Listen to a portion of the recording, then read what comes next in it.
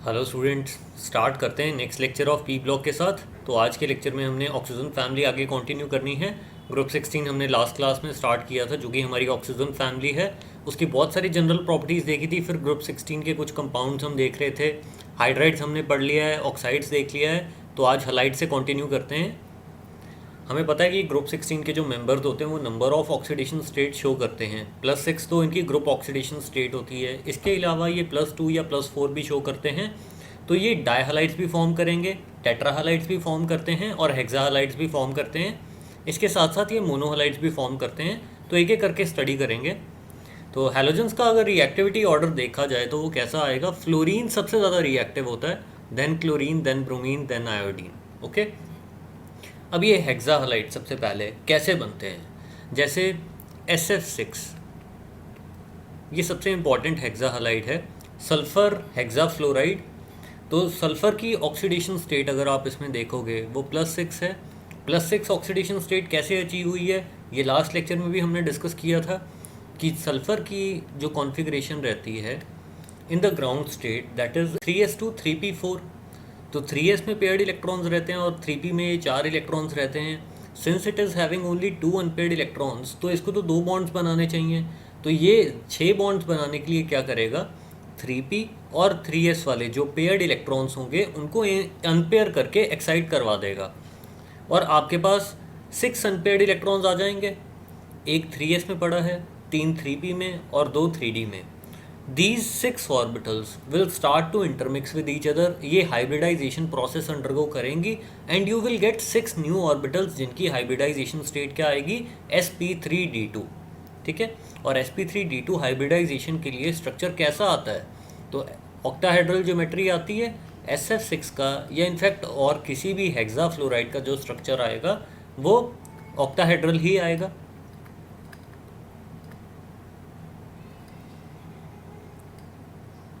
Down the group होता क्या है? स्टेबिलिटी ऑफ द हेक्साफ्लोराइड्स कम होती जाएगी क्योंकि MF बॉन्ड स्ट्रेंथ कम होती जाएगी।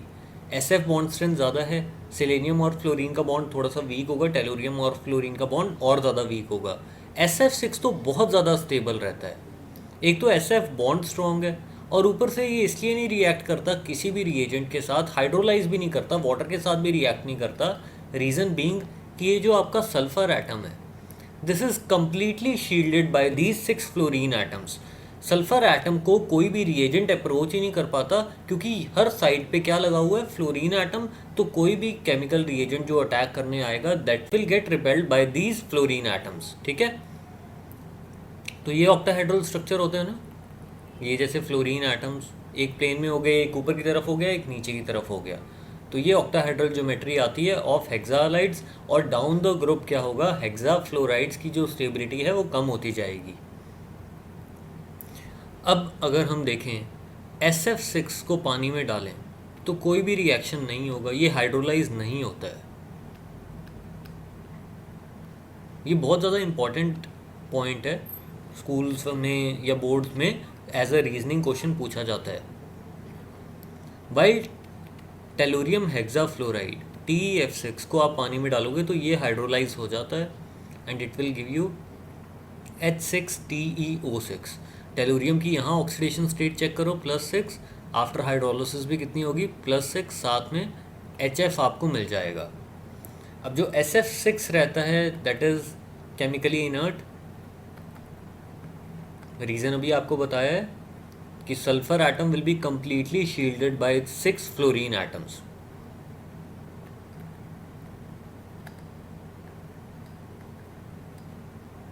from the attack of the reagent।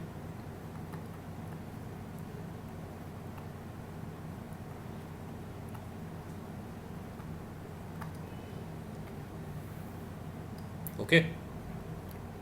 अब टेट्राहालाइड्स पे आते हैं। टेट्राहालाइड्स में टेट्राफ्लोराइड सबसे ज़्यादा सिग्निफिकेंट है क्योंकि ये सबसे ज़्यादा स्टेबल रहती हैं। टेट्राक्लोराइड्स इतनी ज़्यादा स्टेबल नहीं होती। टेट्राब्रोमाइड्स बहुत कम स्टेबल होंगी क्योंकि बॉन्ड स्ट्रेंथ कम होती जाएगी तो स्टेबिलिटी भी कम होती जाएगी। अब अगर टेट्राफ्लोराइड्स में देखें SF4 SCF4 tellurium tetrafluoride TeF4, जैसे जैसे आप मोलर मासेस बढ़ाते जाओगे वैसे वैसे van der Waals forces of attraction बढ़ती जाएंगी तो इनके जो बॉइलिंग पॉइंट्स हैं वो भी बढ़ते जाएंगे। तो SF4 exist as a gas, SCF4 exist as a liquid and tellurium tetrafluoride exist as a solid. ठीक है, वॉन्डरवॉल्स फोर्सेस बढ़ती जाएंगी जैसे जैसे मॉलिक्यूलर मासेस बढ़ते जाएंगे, मॉलिक्यूलर साइजेस भी बढ़ते जाएंगे। वॉन्डरवॉल्स फोर्सेस ऑफ अट्रैक्शन अगर ज़्यादा हैं, बॉइलिंग पॉइंट ज़्यादा हैं। अब जो टेट्राफ्लोराइड्स हैं वो हाइड्रोलाइज हो जाते हैं। हेक्साफ्लोराइड्स जैसे SF6 के केस में हाइड्रोलाइज नहीं होता था, इस केस में कोई भी रिएक्शन आपको देखने को नहीं मिलेगा। वाइल SF4 हाइड्रोलाइज होके आपको क्या दे देगा, SO2 दे देगा अलॉन्ग विद HF। सल्फर की ऑक्सीडेशन स्टेट यहाँ पे भी +4, यहाँ पे भी +4। अब ऐसा क्यों होता है? इस केस में 4 फ्लोरीन एटम सल्फर को कंप्लीटली शील्ड नहीं करते, तो वाटर अपना न्यूक्लियोफिलिक अटैक सल्फर की एम्प्टी डी ऑर्बिटल्स में कर देता है। SF4 का स्ट्रक्चर देखिए कैसा आता है। It is seesaw shaped. जो सल्फर एटम होगा this will be sp3d hybridised.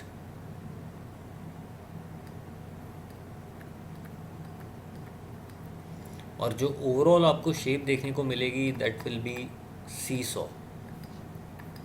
अब ये कैसे डिटर्मिन किया है, ये एग्जांपल्स हम बहुत बारी कर चुके हैं। जैसे सल्फर के पास 6 वैलेंस इलेक्ट्रॉन्स, सल्फर टेट्राफ्लोराइड में सल्फर 4 SF बॉन्ड्स बनाएगा, तो सल्फर 4 इलेक्ट्रॉन्स अपने कंट्रीब्यूट कर देगा 4 बॉन्ड्स बनाने में। 2 इलेक्ट्रॉन्स नॉन बॉन्डेड स्टेट में रह जाएंगे, तो 4 तो आपके पास बॉन्डेड पेयर्स हो गए। 2 नॉन बॉन्डिंग इलेक्ट्रॉन्स मींस एक लोन पेयर हो गया। टोटल आपके पास 5 इलेक्ट्रॉन पेयर्स। स्टेरिक नंबर 5 आया तो हाइब्रिडाइजेशन स्टेट क्या होगी, sp3d। और लोन पेयर हमेशा कहाँ प्लेस करोगे, देखो जब ट्राइगोनल बायपिरामिडल स्ट्रक्चर आता है तब आपके पास 2 तरीके की पोजीशंस होती हैं, एक होती है इक्वेटोरियल, एक होती है एक्सियल। तो हमेशा आपने लोन पेयर को कहाँ पे प्लेस करना है, इक्वेटोरियल पोजीशन पे, टू मिनिमाइज रिपल्शंस। ओके, ये हमने ग्रुप 15 में भी डिस्कस किया था।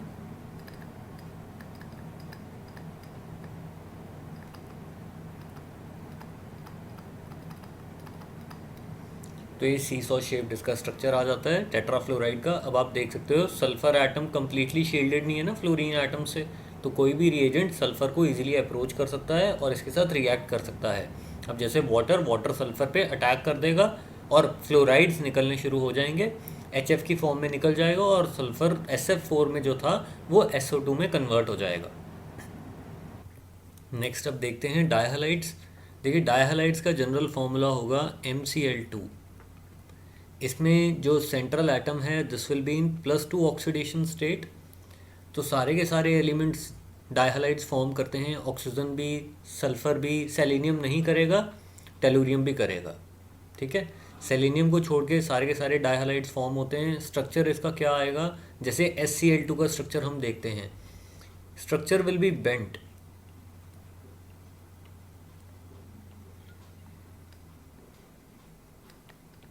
दो लोन पेयर्स होंगे और 2 बॉन्ड पेयर्स होंगे। ये कैसे डिटर्मिन कर सकते हो आप, जैसे सल्फर है 6 वैलेंस इलेक्ट्रॉन्स, सल्फर ने 2 HCl बॉन्ड्स बना लिए, 2 इलेक्ट्रॉन सल्फर के यहाँ पे यूज़ हो जाएंगे, 4 इलेक्ट्रॉन्स नॉन बॉन्डेड स्टेट में रहेंगे। 4 नॉन बॉन्डिंग इलेक्ट्रॉन्स का मतलब ये है कि you are having 2 lone pairs, 2 HCl bonds means you are having 2 bond pairs. Total 4 electron pairs, steric number अगर 4 आया है तो ये जो सल्फर एटम होगा इसकी हाइब्रिडाइजेशन स्टेट क्या आएगी, it will be sp3। Okay, तो ये इसका स्ट्रक्चर आएगा बेंट और वी शेप्ड।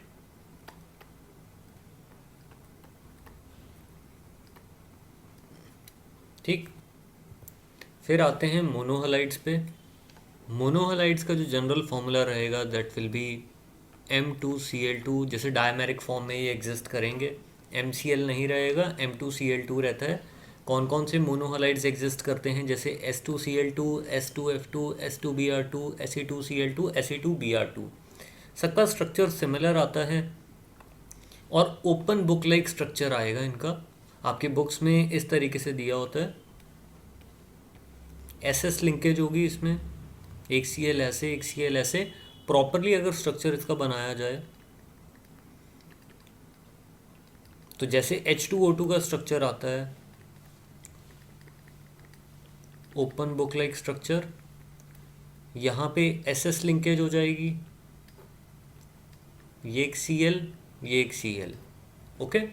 तो this will be the structure of S2Cl2। अब ये जो मोनोहलाइड्स होते हैं ये डिसप्रपोर्शनेशन अंडरगो कर जाते हैं। अगर आप देखोगे मोनोहलाइड्स में ऑक्सीडेशन स्टेट क्या आई है, +1। तो जो इवन ग्रुप वाले एलिमेंट्स होते हैं वो अगर ऑड ऑक्सीडेशन स्टेट में होंगे तो उनकी कोशिश रहती है डिसप्रपोर्शनेट करने की। दोबारा से सुनिए, इवन ग्रुप वाले एलिमेंट्स अगर ऑड ऑक्सीडेशन स्टेट में होंगे तो वो डिसप्रपोर्शनेट कर सकते हैं। सिमिलरली अगर ऑड ग्रुप को बिलोंग करने वाले एलिमेंट्स इवन ऑक्सीडेशन स्टेट में हैं तब भी डिसप्रपोर्शनेशन हो सकता है। तो यहाँ पे आप देखो जो सल्फर सेलेनियम है ये ग्रुप 16 को बिलोंग कर रहे हैं, इवन ग्रुप है, ग्रुप नंबर इनका इवन है और ऑक्सीडेशन स्टेट क्या है इनकी ऑड, तो ये डिसप्रपोर्शनेट करेंगे और अपनी ऑक्सीडेशन स्टेट को जैसे करेक्ट करेंगे तो selenium monochloride will disproportionate to give you selenium and selenium tetrachloride, okay.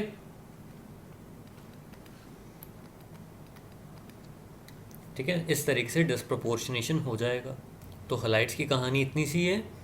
फिर इसके बाद हम देखते हैं एनोमलस प्रॉपर्टीज़ ऑफ ऑक्सीजन। जैसे बाकी सेकंड पीरियड एलिमेंट्स अपने ग्रुप मेंबर से कुछ डिफरेंट प्रॉपर्टीज शो करते हैं, ऑक्सीजन भी शो करता है। और रीज़न क्या रहता है कि जो सेकंड पीरियड एलिमेंट्स होते हैं उनका साइज़ बहुत ज़्यादा छोटा रहता है, ऑक्सीजन की इलेक्ट्रोनेगेटिविटी बहुत ज़्यादा रहती है बाकी ग्रुप मेंबर से। बाकी सारे ग्रुप मेंबर्स के पास डी ऑर्बिटल्स रहेंगी, ऑक्सीजन के पास कोई डी ऑर्बिटल्स नहीं होती। जैसे सल्फ़र के पास डी ऑर्बिटल रहती है, सेलेनियम के पास रहती है, तो D pi P pi bonding भी कर सकते हैं ना।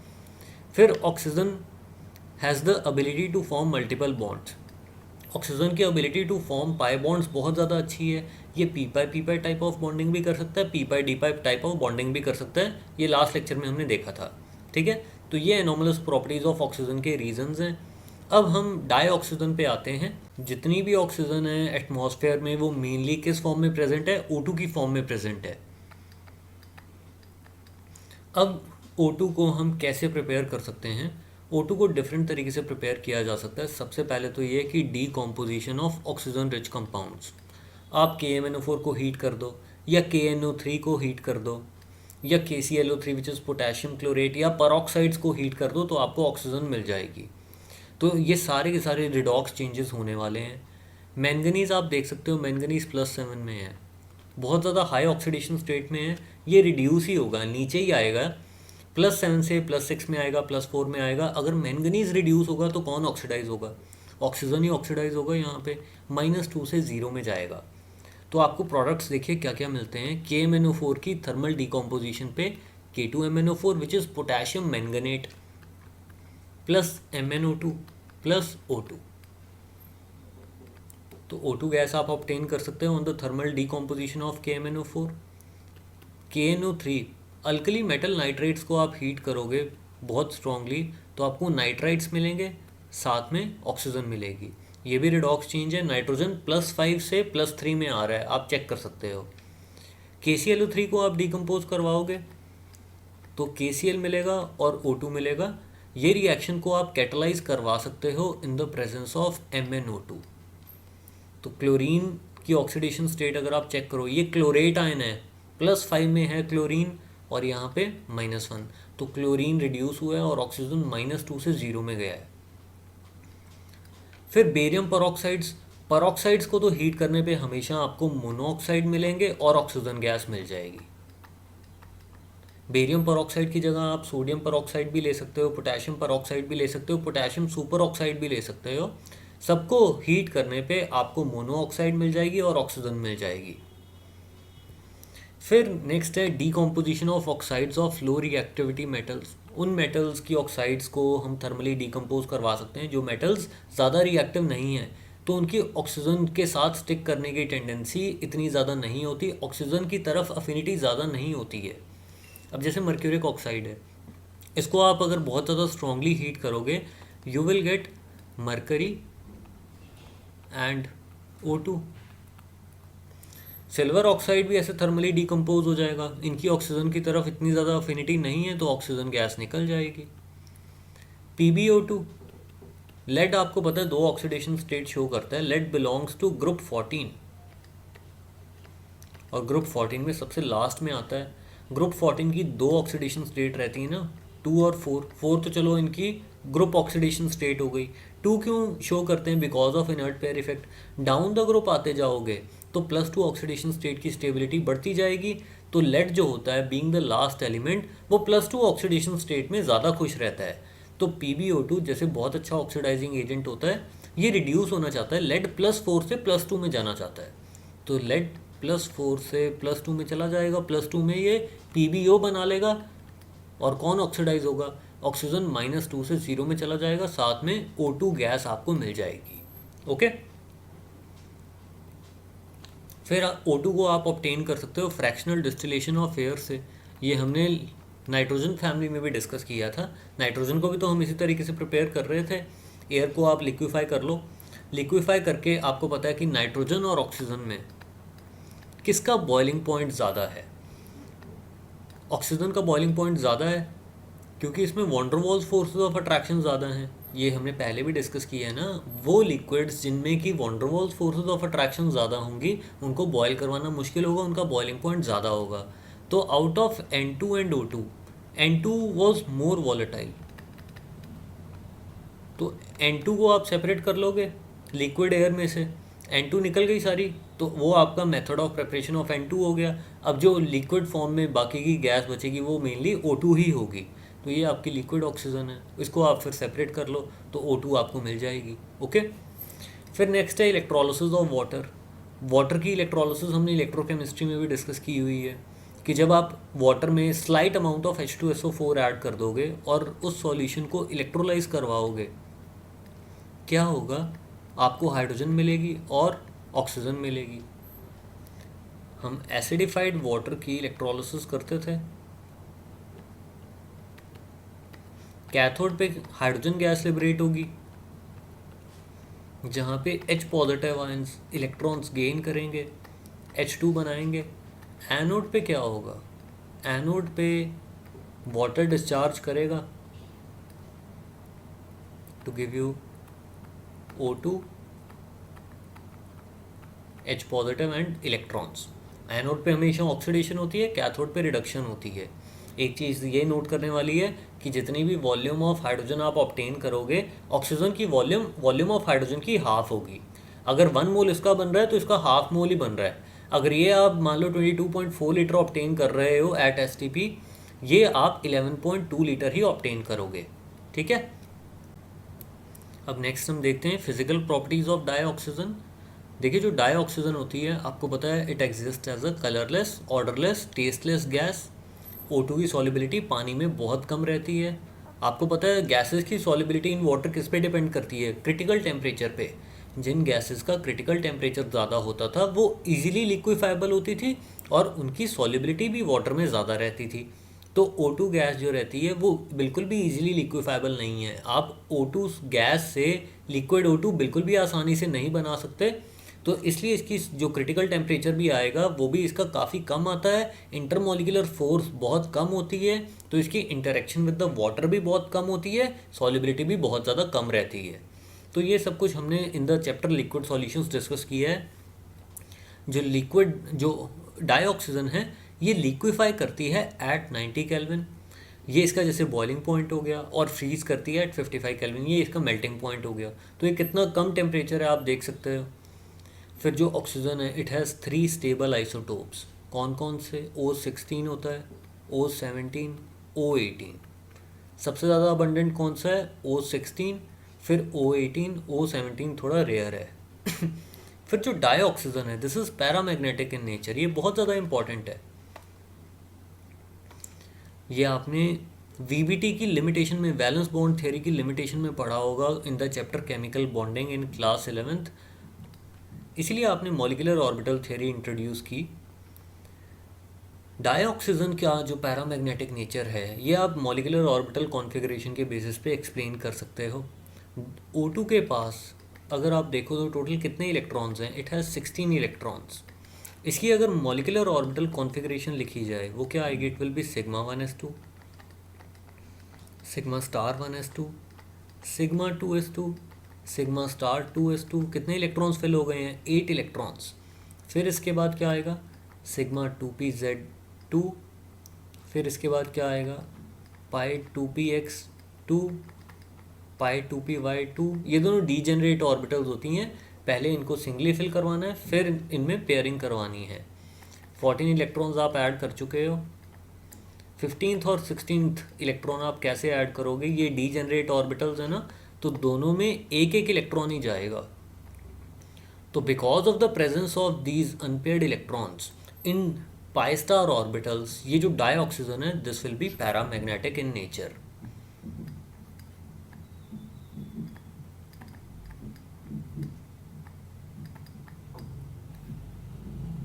ओके। फिर अब chemical properties of dioxygen देखते हैं। देखिए O2 O डबल बॉन्ड हो चाहे बहुत ज़्यादा स्ट्रॉन्ग है, फिर भी O2 जब किसी भी एलिमेंट के साथ कंबाइन करती है, जो फर्दर बॉन्ड्स फॉर्म होते हैं वो और ज़्यादा स्ट्रॉन्ग होते हैं। तो ऑक्सीजन की majority of the reactions exothermic ही रहती हैं। इसलिए एक बार ही आप इनिशिएट कर दो, इतनी ज़्यादा अमाउंट ऑफ एनर्जी रिलीज़ होती है कि रिएक्शन उसके बाद अपने आप से होता रहता है। अब जैसे कुछ एक्टिव मेटल्स हैं, उनके साथ तो आपको हीट करने की भी ज़रूरत नहीं है। जैसे सोडियम को अगर आप एयर में छोड़ दोगे तो वो अपने आप से ऑक्सीजन के साथ कंबाइन करना शुरू कर देगा और क्या दे देगा? सोडियम ऑक्साइड दे देगा। अगर O2 आपने सफिशेंट अमाउंट में ली है तो आपको सोडियम परऑक्साइड मिलना शुरू हो जाएगा। ये आपने अल्कली मेटल्स में पढ़ा होगा। लिथियम को अगर आप ऑक्सीजन के साथ रिएक्ट करवाते हो, एक्सेस अमाउंट ले लेते हैं O2 की,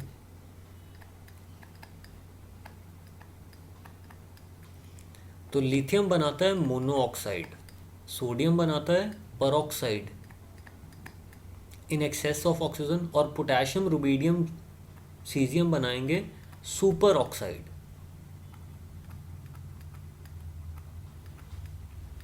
ये 3 सुपर ऑक्साइड्स बनाएंगे, ये परऑक्साइड बनाएगा और ये मोनोऑक्साइड बनाएगा। अब ऐसा इसलिए होता है कि जैसे जैसे कैटायन का साइज़ बड़ा होता जाएगा वैसे वैसे एनायन का साइज़ भी बड़ा होता जाएगा। ठीक है। यहाँ पे एक ऑक्सीजन एटम के साथ 2 लिथियम एसोसिएटेड है, यहाँ पे एक ऑक्सीजन के साथ 1 सोडियम एसोसिएटेड है, यहाँ पे एक ऑक्सीजन के साथ हाफ पोटेशियम एसोसिएटेड है। ठीक है। तो पर ऑक्सीजन एटम आप देख लो ना, जैसे जैसे कैटायन का साइज़ बड़ा होता जाएगा वैसे वैसे कैटायन का नंबर भी कम होता जाएगा। ओके। फिर कैल्शियम ऑक्सीजन के साथ कंबाइन करके क्या करेगा? कैल्शियम ऑक्साइड फॉर्म करेगा। एल्यूमिनियम ऑक्सीजन के साथ रिएक्ट करके क्या फॉर्म करेगा? Al2O3। ये तो आपको पता है Al2O3 की जो लेयर होती है वो बहुत ज़्यादा पैसिव होती है, तो ये इनर लेयर्स को ऑक्सीडाइज नहीं होने देगी।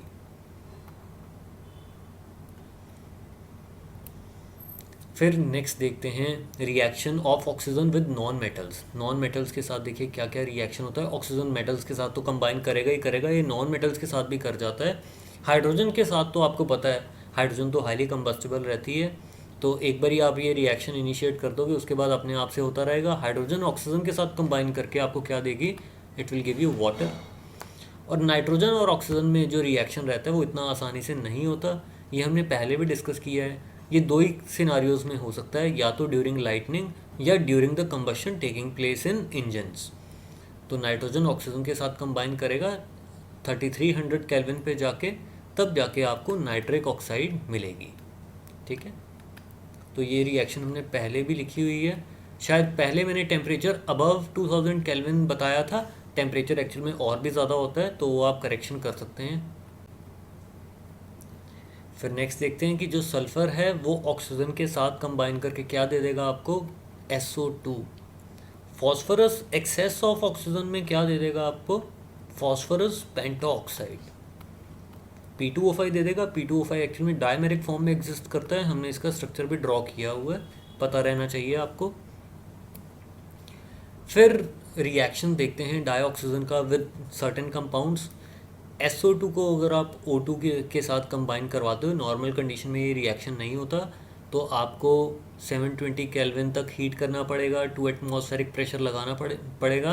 एंड मोर इम्पॉर्टेंटली आपको ये कैटलिस्ट यूज़ करना पड़ता है प्लेटिनम गॉज, या आप V2O5 एज कैटलिस्ट यूज़ करते हो।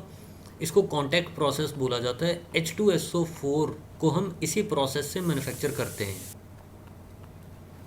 तो आपको क्या मिलेगा, SO3 गैस मिल जाएगी। फिर SO3 गैस को हम देखेंगे कि कॉन्सेंट्रेटेड H2SO4 में डिज़ोल्व करवा के ओलियम बनाएंगे, फिर ओलियम से दोबारा से H2SO4 बनाया जाता है। तो ये अभी आने वाले लेक्चर्स में कवर होगा। सिमिलरली आप एमोनिया को अगर ऑक्सीडाइज करवाते हो in the presence of platinum gauze at 1100 kelvin, तो आपको क्या मिलेगा, नाइट्रिक ऑक्साइड मिलेगी प्लस वाटर। ये जो प्रोसेस था ये नाइट्रिक एसिड में यूज़ होगा। नाइट्रिक एसिड की मैन्युफैक्चरिंग में हमने ये यूज़ किया था।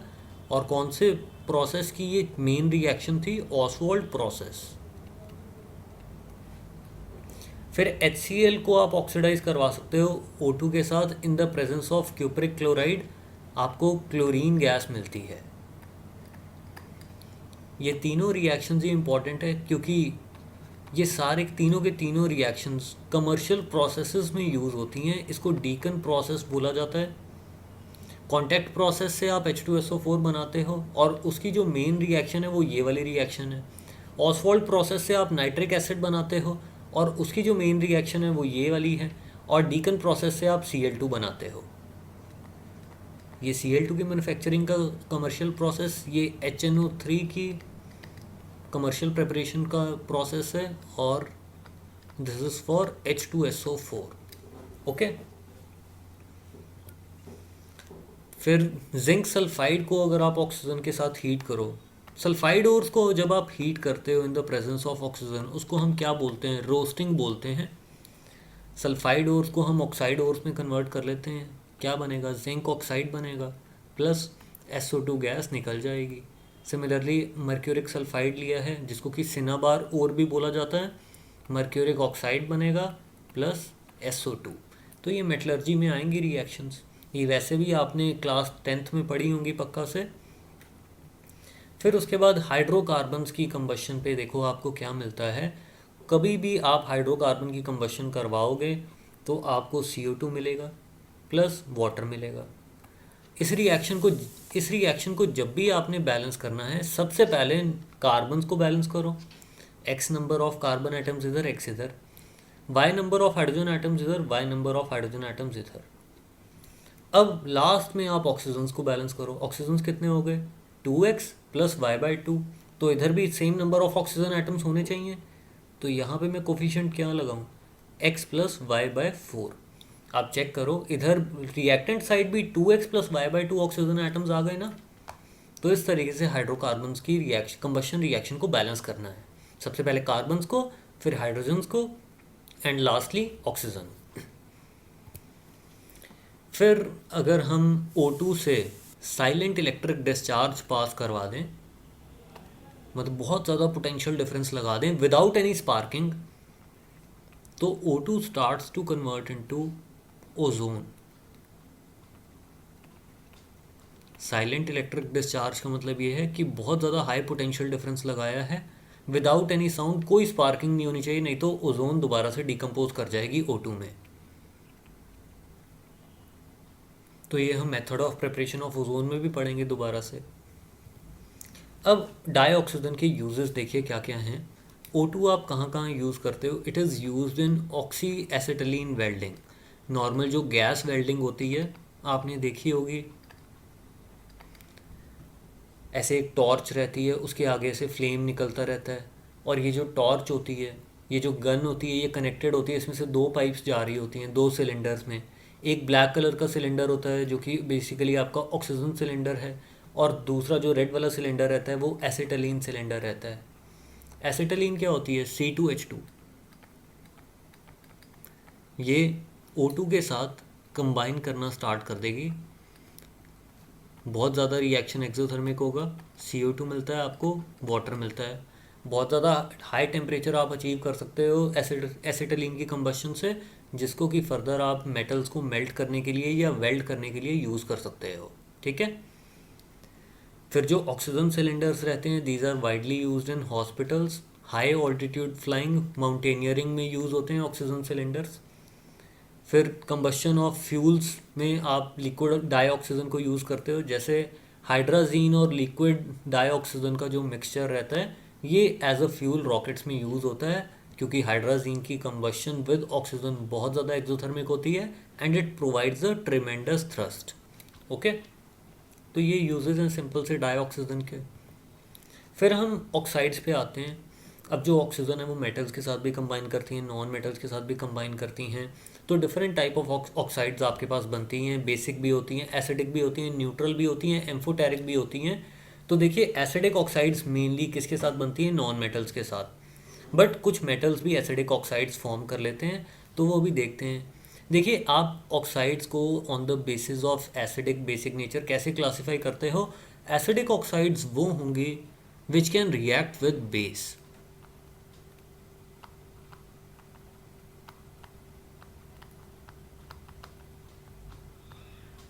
जो बेसिक ऑक्साइड्स होंगी they can react with acid.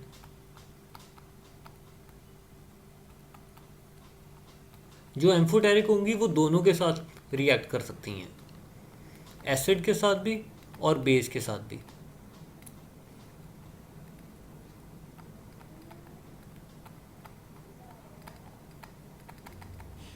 और जो न्यूट्रल होती हैं वो किसी के साथ भी नहीं। तो neither acid nor base.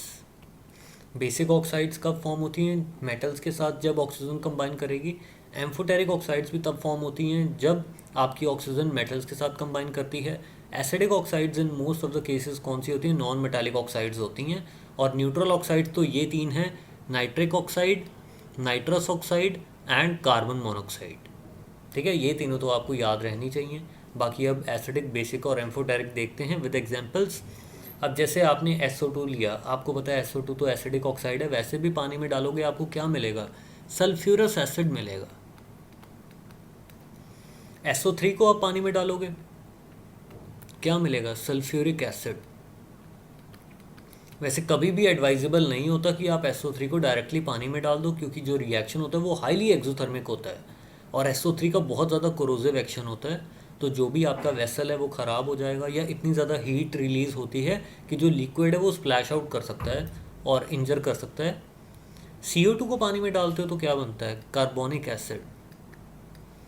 P4O6 को पानी में डालते हो तो क्या मिलता है आपको? Phosphorous acid. P4O10 को आप पानी में डालते हो क्या मिलता है? Phosphoric, orthophosphoric acid. Cl2O7 को आप पानी में डालोगे क्या मिलेगा?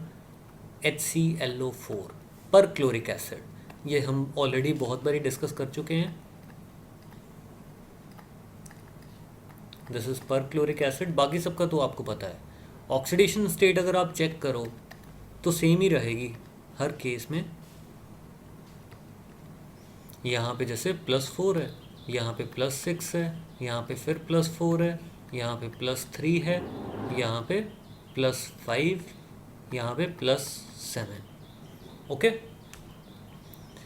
अब ये तो नॉन मेटालिक ऑक्साइड्स थी जो कि एसिडिक ऑक्साइड्स की तरह बिहेव करती हैं, ये बेसिस के साथ रिएक्ट कर जाती हैं। इसके अलावा कुछ मेटालिक ऑक्साइड्स होती हैं which are also acidic in nature. ये आपको कब देखने को मिलता है ऐसा? When the metal is in very high oxidation state.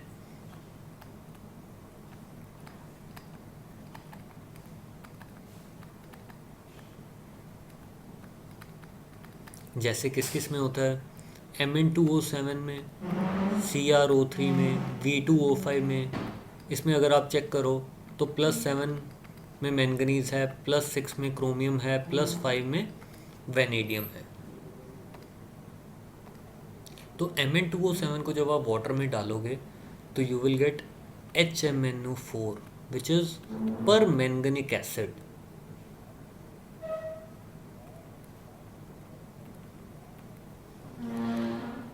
Chromium oxide को आप अगर पानी में डालोगे तो you will gate chromic acid H2CrO4।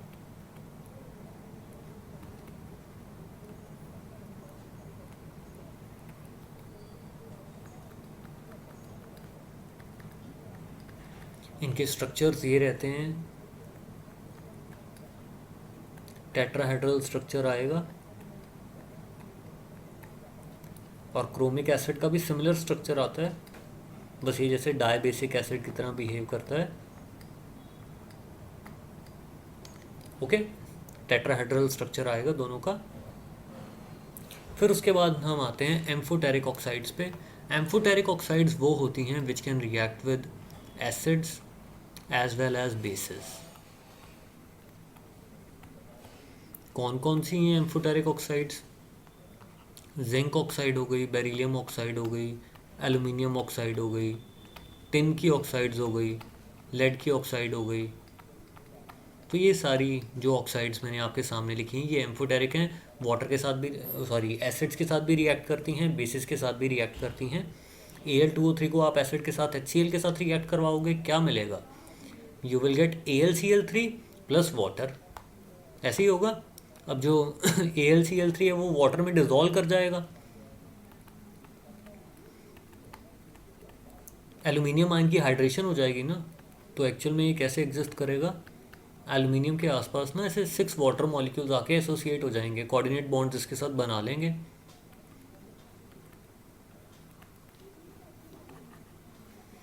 तो इस तरीके से एल्यूमिनियम एग्जिस्ट करेगा in the solution phase. Al2O3 को जब आप एक्सेस ऑफ NaOH में डालोगे तो you will get sodium aluminate. इसमें एल्यूमिनियम के आसपास hydroxyl ions, OH negative ions आ जाएंगे। इस तरीके से ये सोडियम एल्यूमिनेट एग्जिस्ट करेगा। इसका एक्चुअल में नाम जो आएगा it will be sodium hexa hydroxo aluminate. Okay. Similarly जो जिंक है, जिंक ऑक्साइड है, ये भी एम्फोटेरिक होता है। ये HCl के साथ रिएक्ट करके क्या दे देगा? जिंक क्लोराइड दे देगा प्लस वाटर। सिमिलरली बेस के साथ ये रिएक्ट करके क्या दे देगा? सोडियम जिंकेट दे देगा।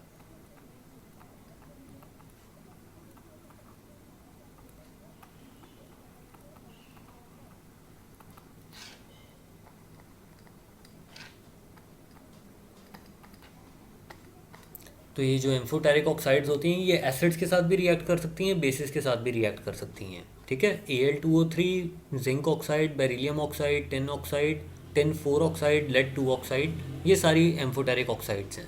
ठीक है।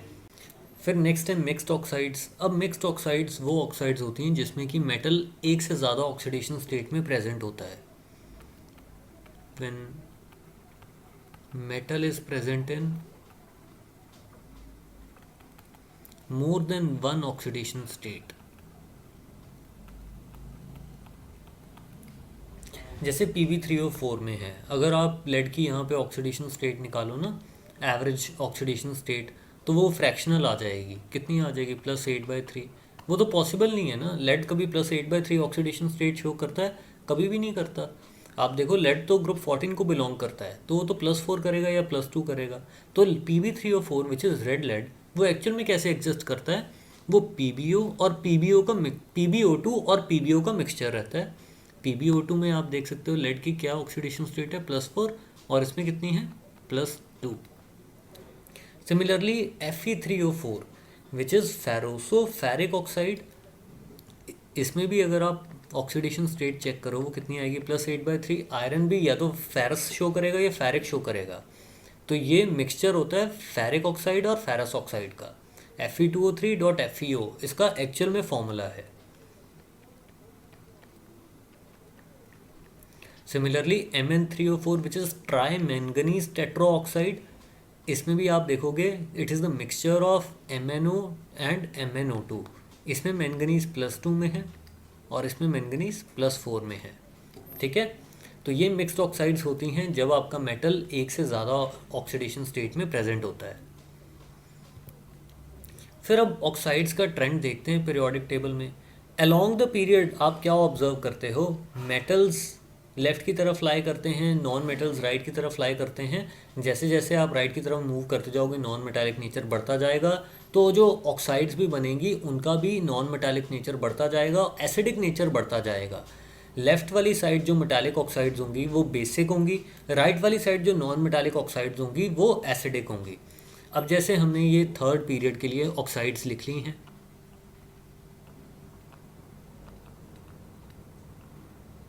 Sodium oxide, magnesium oxide, aluminium oxide, SiO2, P2O5, SO3, Cl2O7। जैसे जैसे आप इधर की तरफ मूव करते जाओगे आप क्या ऑब्जर्व करोगे, एसिडिक नेचर बढ़ती जाएगी, क्योंकि आपको पता है Na2O तो स्ट्रांगली बेसिक रहता है, NaOH मिलता है ना आपको। मैग्नीशियम ऑक्साइड मॉडरेटली बेसिक होता है। Al2O3 क्या होगा, एम्फोटेरिक होगा।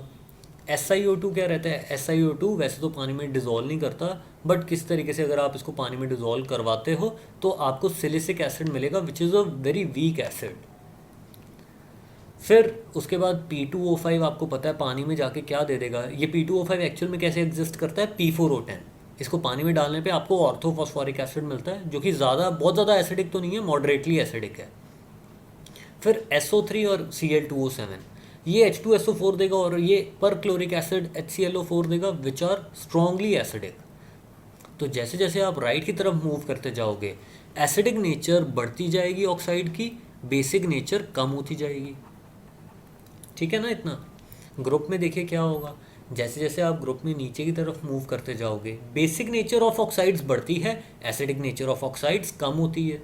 जैसे Li2O और सीजियम ऑक्साइड, इसको अगर आप कंपेयर करते हो तो बेसिक नेचर बढ़ता जाएगा।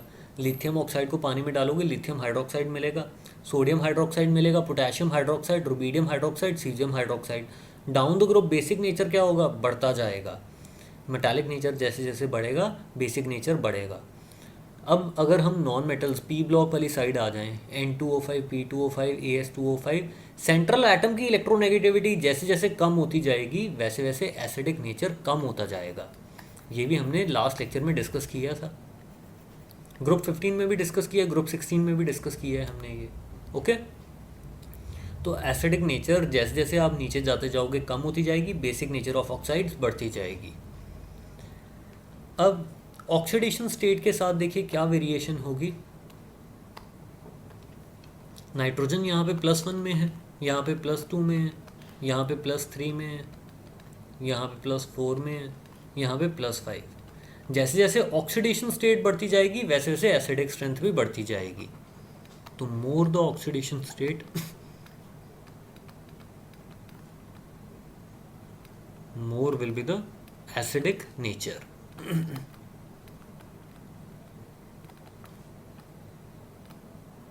तो N2O और NO आपको मालूम है ये दोनों न्यूट्रल रहते हैं ना।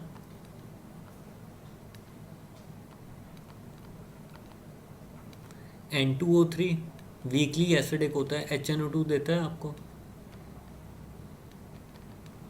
और NO2 और N2O5 तो क्या रहते हैं, काफ़ी ज़्यादा रिलेटिवली ज़्यादा एसिडिक रहते हैं। N2O5 आपको क्या देगा, HNO3, और NO2 आपको पता है it is a mixed anhydride. जब आप इसको पानी में डालते हो तो नाइट्रस एसिड भी मिलता है, नाइट्रिक एसिड भी मिलता है। सिमिलरली MnO मैंगनीज की ऑक्साइड्स के केस में भी आपको with increase in oxidation state acidic strength increase होती दिखेगी।